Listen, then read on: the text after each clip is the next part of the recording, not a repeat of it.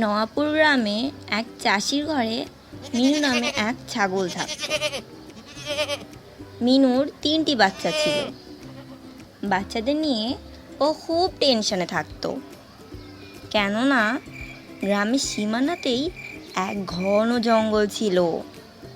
ওর ভয় হতো কখনো না জানি খেলতে খেলতে ওরা জঙ্গলে চলে যাবে, আর কখন না জানি বন্য প্রাণীর শিকার হয়ে যাবে। এই ব্যাপারে চিন্তিত ছাগল বাচ্চাদের সব সময় গাইড করত যে কখনো যেন ওরা জঙ্গলের দিকে না যায়।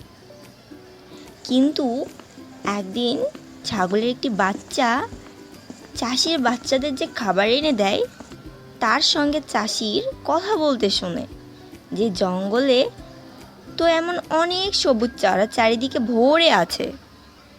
এমন কথা ছাগলের বাচ্চা শুনে ওর চারিদিকে সবুজ ঘাস দেখার ইচ্ছা হয়, আর ও চুপচাপ জঙ্গলের দিকে চলে যায়।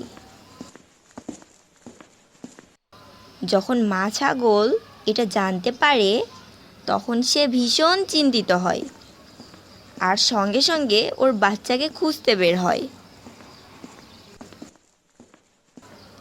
আর ওইদিকে ছাগলের বাচ্চা খেলতে খেলতে সবে মাত্র জঙ্গলের কিছুটা ভিতরে ঢুকেছে, আর অমনি 3-4টি শিয়াল এসে তাকে চারদিক দিয়ে ঘিরে ধরে। আর এটা দেখেই ছাগলের বাচ্চা ভয় পেয়ে যায় আর জোরে জোরে ডাকতে থাকে, নিজের মাকে ডাকতে থাকে। এই দেখে সব শিয়ালেরা হাসা শুরু করে দেয়। আহ, কি তাজা তাজা মাল! যদি এটাকে পরশুদিন পেতাম। পরশুদিন আমার জন্মদিন ছিল না, পার্টি একদম জমে ক্ষীর হয়ে যেত। আরে তাতে কি হয়েছে? Belated happy birthday bro.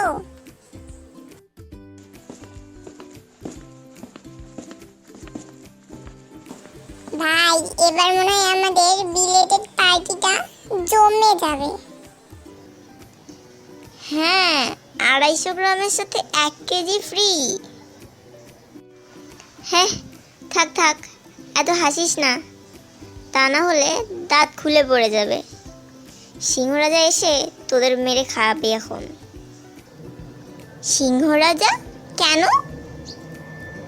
তোমাদের কি মনে হয় আমি ওকে এখানে কেন রেখে গিয়েছিলাম জানো? কেননা সিংহ মহারাজ আমাকে হুকুম দিয়েছিল যে আমি আমার বাচ্চাকে নিয়ে এখান থেকে যেন কোথাও না যাই যতক্ষণ না সিংহ মহারাজ আসে। সিংহ মহারাজ আসার আগে তুমি যদি আমাকে বা আমার বাচ্চাকে মেরে ফেলো তাহলে তিনি তোমাদের ছাড়বে না। হা হা হা! সিংহ মহারাজ বুঝবেন কি করে যে আমরাই তোকে খেয়েছি? তোমরা কি সিংহ রাজাকে বোকা ভাবো নাকি? উনি কিন্তু জঙ্গলের রাজা। ওই দেখো ওই হাতিকে, উনি আমার উপর নজর রাখতে বলে গিয়েছেন। শুনলে? তুমি এবার চাইলে আমাদের মেরে খেতে পারো। এই শুনে 4টি শিয়ালই চিন্তায় পড়ে গেল, আর তারা নিজেদের মধ্যে বলতে লাগলো, বন্ধুরা, হাতি তো সিংহ রাজাকে সব বলে দিবে। তাহলে কি করব? তাহলে কি আর করব, প্রাণ বাঁচিয়ে এবার পালিয়ে যাব, পালিয়ে। বলতে বলতে 4টি শিয়াল সেখান থেকে চলে গেল। শিয়ালেরা যেতেই বাচ্চার প্রাণ বেঁচে গেল ভেবে ছাগল বাচ্চাকে নিয়ে তাড়াতাড়ি পালাতে শুরু করলো গ্রামের দিকে। এবারও কিছুটা এগোতেই ওর সামনে সিংহ এসে পড়লো। ছাগলদের দেখেই সিংহ গর্জন করে উঠল এবং ওদের সামনে গিয়ে দাঁড়ালো। এই দেখে বাচ্চা অনেক ভয় পেয়ে গেল। তখন মনে মনে ভয়ে কাঁপতে থাকা মা সাহস করে বলল, দাঁড়ান সিংহ মহারাজ, তা না হলে সিংহী মহারানী রেগে যেতে পারে। কোথায় সিংহী? তুমি ছাগল হয়ে নিজেকে সিংহী ভাবছো? না রে বলদ, আমি আপনার রানীর কথা বলছি। আমার রানী? আপনি কি ভাবছেন আমি আমার বাচ্চাকে নিয়ে এই গভীর জঙ্গলে পিকনিক করতে এসেছি? এই মনে হয় আপনার? আমাকে সিংহী রানী ধরে ফেলেছিল আর আমাকে বলেছে যতক্ষণ না আমি ফিরে আসি তুমি এখান থেকে যাবে না। আমি এসে আমার স্বামীর জন্য তোমাকে আর তোমার বাচ্চাকে দুজনকেই নিয়ে যাব। আমি তোমার কথায় কি করে বিশ্বাস করি? আচ্ছা, তাহলে ঠিক আছে। সিংহী রানীর রাগ পরে আপনাকেই সামলাতে হবে। তখন কিন্তু বলবেন না যে আমি কিছু বলিনি। তাও যদি বিশ্বাস না হয় তবে ওই পাখিকে জিজ্ঞাসা করে নিন। সিংহী রানী ওকে আমার উপর নজর রাখতে বলে গেছে। যদি আমাদের সাথে কিছু ঘটে ওই পাখি কিন্তু সিংহী মহারানীকে সব বলে দিবে, ওকে ছাড়বে না। পারলে ওই পাখিকে তাড়িয়ে দেখান তো, ও আমাদের ছেড়ে যাবেই না, কারণ সিংহী মহারানী ওকে হুকুম করেছে। এই শুনে সিংহ পাখিকে তাড়ানোর জন্য গর্জন করতে থাকে, কিন্তু পাখি এক জায়গা থেকে উড়ে গিয়ে আরেক জায়গায় বসে। এইদিকে ছাগল বলে উঠল, কোনো লাভ হবে না সিংহ মহারাজ। পাখি সিংহী মহারানীর হুকুম মানবে না, এটা কি করে হতে পারে? ঠিক বলেছো তুমি। পাখি তোমাদেরই গোয়েন্দাগিরি করছে, তাই সে যাচ্ছে না। থাক, সিংহীর সাথে পাঙ্গা নিয়ে কি হবে? আমিই চলে যাচ্ছি। পরে তো সিংহী তোমাদেরকে আমার জন্যই নিয়ে আসবে। বলতে বলতে সিংহ ওখান থেকে চলে যায়।